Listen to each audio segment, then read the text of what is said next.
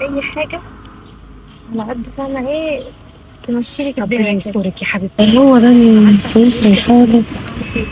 بتودي فلوس لاختك يا بسمله وتتهميني انا؟ ما تقلقيش لا والله انا لازم اواجههم. لك على طول والله. لا يا حبيبتي ده احنا اخوات، ما تقوليش كده.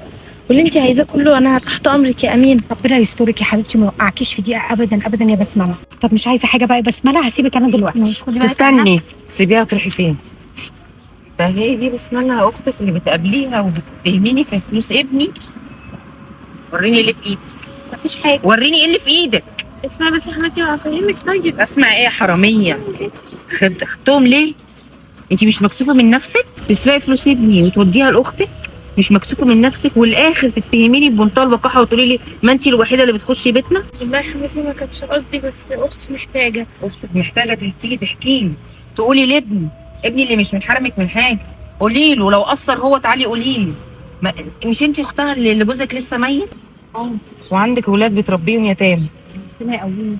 طب يا حبيبتي يعني انت لو جيتي وقلتي لي يا حماتي اختي محتاجه عشان خاطر عيالها الصغيرين، طب ما احنا بنطلع يمين وشمال يا بنتي، ما اختك اولى.